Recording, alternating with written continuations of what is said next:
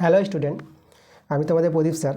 দেখো, আজকে তোমাদের সপ্তম শ্রেণী গণিত দ্বিতীয় পর্যায়ক্রমিক মূল্যায়ন 2025 আজকে করাবো। তো আজকে 10 নম্বর স্কুলটা করাবো তোমাদের। এর আগের 1 থেকে 9 নম্বর স্কুল দেওয়া হয়ে গেছে, তো আজকে 10 নম্বর স্কুলটা দেখো। তো আমরা চলে যাবো প্রশ্নগুলোতে। দেখো, আমাদের 1 নম্বর প্রশ্নটা কি বলছে। আচ্ছা, স্কুলটা আমাদের আছে Cooch Behar Rambhola high school HS, ঠিক আছে। আর একটা আছে চাকদাহ রামলাল একাডেমি। দুটো স্কুল নিয়ে আমাদের সেটটা তৈরি করেছি। চলো আমরা অঙ্কগুলো করাই। প্রথম প্রশ্নটা বলেছে 0.7624 এর 3 দশমিক স্থান পর্যন্ত আসন্ন মান কত, সেটা আমাদের বের করতে বলেছে। 3 দশমিক স্থান পর্যন্ত। দেখো, 3 দশমিক স্থান পর্যন্ত বললে তোমরা কী করবা, দশমিকের পর দুটো সংখ্যা বসিয়ে দাও, 7, 6, ঠিক আছে। এই যে 7, 6। এবার 3 নম্বর যে সংখ্যাটা আছে সেটা 2 থাকতে পারে বা 2-এর সঙ্গে 1 যোগ হবে, সেটা আমরা দেখব 4 নম্বরটাকে। 3 দশমিক বলা হলে, ঠিক আছে, 4 নম্বর সংখ্যাটাকে দেখবা। 4 নম্বর সংখ্যাটা যদি 5 কিংবা 5-এর চেয়ে বড়ো হয় তখন 2-এর সঙ্গে 1 যোগ হবে। এখানে 4 আছে মানে 5-এর চেয়ে ছোট আছে, তাহলে 2-এর সঙ্গে 1 যোগ হবে না, আমাদের 2টা 2 থেকে যাবে, ঠিক আছে। তাহলে দেখো আমরা পেয়ে গেছি কিন্তু অ্যান্সার 3 দশমিক স্থান পর্যন্ত আসন্ন মান 0.762। তো দেখো আমাদের সি নাম্বার অপশানে আছে, তাহলে অ্যান্সারটা আমাদের সি নাম্বার। পরের প্রশ্ন দেখো, 2 নম্বর প্রশ্নটা। 1 নম্বর প্রশ্ন করে দিলাম। 2 নম্বর প্রশ্নটা দেখো, এই যে আমাদের এই যে সংখ্যাটা আছে এর বর্গমূল করতে বলেছে, কোনটা হবে। তাহলে আমরা বর্গমূল করব। দেখো আমরা কীভাবে বর্গমূল করাচ্ছি। আমাদের যে সংখ্যাটা আছে, এই যে দেখো, এই যে √, এটা হচ্ছে 1-এর 2 নাম্বার। তাহলে আমরা এখানে নিয়ে নেব, দেখো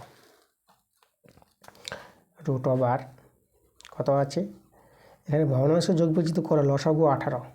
এই যে দেখো লসাগু 18 হবে, আর এখানে 18কে 18 প্লাস 14, ওকে। তাহলে এটা যদি সরল করো, তাহলে 18 আর 14 যোগ করো, এখানে 4, 8, 12, 2, আর এদিকে আমাদের কত 1, 1, 2, আর ওইদিকে আমাদের হাতে ছিল 1, তা আমরা পেয়ে যাব 32, ঠিক আছে। আর নিচে হয়ে যাবে আমাদের 18।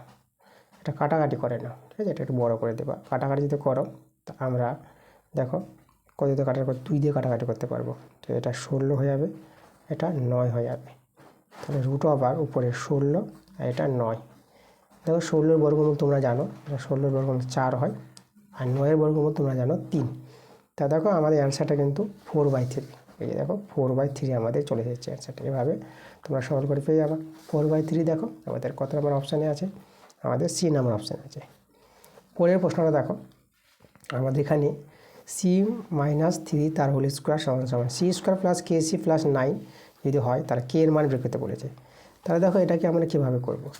এটাকে তোমরা এভাবে করতে পারো, যে দেখো এখানে দেখাচ্ছি, এটা হচ্ছে আমাদের 1-এর 3-এর প্রশ্নটা। তাহলে তোমরা এটাকে এইভাবে ভাঙাতে পারো। এই যে দেখো, এই যে আমাদের আছে না, এটার হোল স্কোয়ার করে নাও। এই যে আমাদের c-3 আছে, এর যদি হোল স্কোয়ার করে নাও, a - b হোল স্কোয়ার সূত্র। তাহলে আমরা a - b হোল স্কোয়ার সূত্র আমরা ভাঙাতে পারবো a² - 2ab, ঠিক আছে। a হচ্ছে c আর b হচ্ছে 3, তাহলে 2ab + b²। আর ডান দিকে কত ছিল, c² + kc + 9, এটা আমাদের ডান পক্ষে ছিল। চলো বাম পক্ষে যদি সরল করো, c² - এটা হবে 6c প্লাস এটা হবে 9, আর এখানে আছে c² + kc + 9। এবার দেখো তো উভয় পক্ষে কম্পেয়ার করো। দেখো c² মিলে গেছে, 9, 9 মিলে গেছে। তাহলে এখানে লক্ষ্য করো এই যে kc, তা অতএব বলতে পারবো kc = -6c। c কেটে যাবে, তাহলে k এর মানটা কত দেখতে পাচ্ছ, তাহলে k এর মানটা আছে -6। তাহলে আমরা k এর মান পেয়ে গেছি -6। দেখো বি নাম্বার অ্যান্সারটা আছে।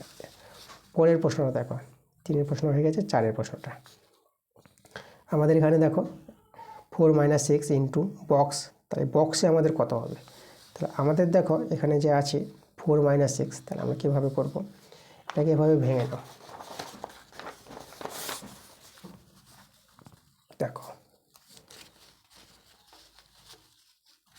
4 - 6 আছে, তো দেখো এটাকে আমরা এভাবে রেখে দিচ্ছি। এই যে এটা হচ্ছে আমাদের 4 নাম্বারটা। তাহলে 4 - x ইন্টু বক্স সমান আমাদের কত আছে 16। দেখো 16কে আমরা করে দেবো 4-এর স্কোয়ার, আর এদিকে s²। তাহলে দেখো এটাকে ভাঙাও, 4-এর স্কোয়ার, a এটাকে b ধরে, a² মানে b² সূত্র। তো এটা আমরা a + b আর এ মাইনাস বি এটা লিখতে পারবো। দেখো মাইনাসটা তো আমি লিখেছি, তাহলে বক্সের মান কত দেখতে পাচ্ছ, তা তোমরা অতএব দিয়ে বক্স সমান সমান বলতে পারবা কত 4 প্লাস এক্স, এটা হচ্ছে বক্সের মান 4 প্লাস এক্স। দেখো 4 প্লাস এক্স আমাদের আছে বি নাম্বার অপশানে, তাহলে অ্যান্সারটা আমাদের বি নাম্বার। 5 প্রশ্ন দেখো কী বলেছে, কোন ক্ষেত্রে ত্রিভুজ অঙ্কন সম্ভব। ত্রিভুজ আঁকা সম্ভব হবে, এই যে বাহুগুলো দেওয়া আছে 3টি করে বাহু, তো আমরা দেখব ছোটো দুটোকে যোগ করো 4 4 যোগ করো 8, 8-এর সঙ্গে 8 সমান হয়ে যাচ্ছে, বড়টার সঙ্গে সমান। এখানে যোগ করো, তাহলে এখানে দেখো সমান হচ্ছে বলে ত্রিভুজ আঁকা যাবে না। এখানে ছোটো দুটো যোগ করো, 2 আর 3 যোগ করলে 5, আর 5টা 6 হচ্ছে ছোটো, এখানে আমাদের অঙ্কন করা যাবে না। আর যোগফলটা ছোটো দুটো বাহুর যোগফলটা বড়টা চাই যেন বড় হয়, তখনই ত্রিভুজ আঁকা যাবে। এখানে দেখো 3 আর 4 যোগ করে 7, বড়টা চাই বড় পাওয়া যাচ্ছে, এখানে কিন্তু সম্ভব, সি নাম্বার অ্যান্সারটা হবে, ত্রিভুজ আঁকা সম্ভব এখানে। এখানে দেখো এখানেও আঁকা সম্ভব হবে না। দেখো 2 আর 3 যোগ করো, এটা 5, 5-এর সঙ্গে সমান হয়ে যাচ্ছে, সমান হলেও কিন্তু আঁকা যাবে না, তাহলে আমাদের এটা অ্যান্সারটা আমরা কিন্তু সি নাম্বার পেয়ে গেলাম। এবার দেখো, এবার আমাদের 6 প্রশ্নটা কী বলছে, প্রদত্ত চিত্রে আমাদের কিন্তু চিত্র দেওয়া আছে, দেখো চিত্রটা এখানে আছে, এই যে তো প্রদত্ত চিত্রে এই যে এক কোণ আর 2 কোণ পরস্পর কোন ধরনের কোণ জানতে চেয়েছে, একান্তর হবে না বিপরীত না অনুরূপ না কোনটা। তো এখানে দেখো ছবিতে দেখো আমাদের এই যে 2 কোণটা আর 1 কোণটা এদের সঙ্গে কোনো সম্পর্ক পাওয়া যায় না। যদি এই 2 কোণের সঙ্গে যদি এখানে কোণটা থাকতো 1 কোণটা এই জায়গায়, তাহলে আমরা একান্তর কোণ বলতে পারতাম, বা এই 1 কোণটা যদি এই জায়গায় থাকতো এইদিকে, তাহলে এটা অনুরূপ কোণ বলতে পারতাম। তাহলে এখানে আছে বলে 1 ও 2 এর মধ্যে আমরা একান্তর অনুরূপ পাওয়া যাবে না। বিপরীত বলতে দেখো যে এখানে যদি 1 কোণটা থাকতো এই জায়গায় 1 কোণটা থাকতো, তাহলে আমরা বিপরীত কোণ বলতে পারতাম। তাহলে এখানে কিন্তু কোনোটি মিলছে না, একান্তর বিপরীত অনুরূপ পাওয়া যাচ্ছে না, তাহলে আমাদের ডি নাম্বার অ্যান্সারটা হবে কোনোটি নয়। 7 নম্বর প্রশ্ন দেখো, কোনটি ত্রিভুজের সর্বসমতার শর্ত নয়। দেখো ত্রিভুজের সর্বসমতার শর্ত নয়, তাহলে দেখো এস এস এস বাহু বাহু বাহু, ঠিক আছে, এটা হচ্ছে এস থেকে সাইড সাইড সাইড বাহু বাহু বাহু, এটা কিন্তু ত্রিভুজের সর্বসমতার এটা শর্ত হবে। আর সাইড অ্যাঙ্গেল সাইড মানে বাহু কোণ বাহু, এটাও কিন্তু ত্রিভুজের সর্বসমতার শর্ত। আর সি নাম্বার দেখো কোণ কোণ মানে অ্যাঙ্গেল অ্যাঙ্গেল সাইড মানে কোণ কোণ বাহু, এটাও কিন্তু ত্রিভুজের সর্বসমতার শর্ত। আর ডি নাম্বার দেখো এই যে আছে সাইড সাইড অ্যাঙ্গেল মানে বাহু বাহু কোণ, এটা কিন্তু আমাদের হবে না, ত্রিভুজ সর্বসমতার শর্ত হবে না, মানে এটা আবশ্যিক শর্ত পাওয়া যাবে না।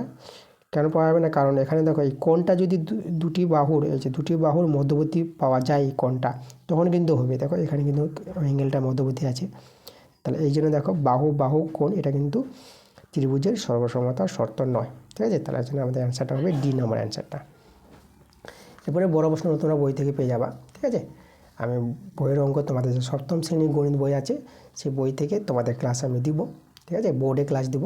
তো আমি বোর্ডে অনেক অঙ্ক করিয়েছি তোমাদের, আগের স্কুলগুলো সব বোর্ডে করিয়েছি। তোমাদের যেহেতু অবজেক্টিভ টাইপের আছে, আমাদের খাতায় দেখানো যাবে, সহজভাবে বোঝানো যাবে, কোনো অসুবিধা হবে না, এই জন্য আমি তোমাদের খাতায় দেখিয়ে দিচ্ছি, তাই না, আমরা তাড়াতাড়ি করে সব স্কুলগুলো দিয়ে দিতে পারবো। তাহলে এই ছিল আমাদের আজকের ক্লাস, পরের ক্লাস তাড়াতাড়ি আসবে, তোমরা ক্লাসগুলো মনোযোগ সহকারে দেখতে থাকো।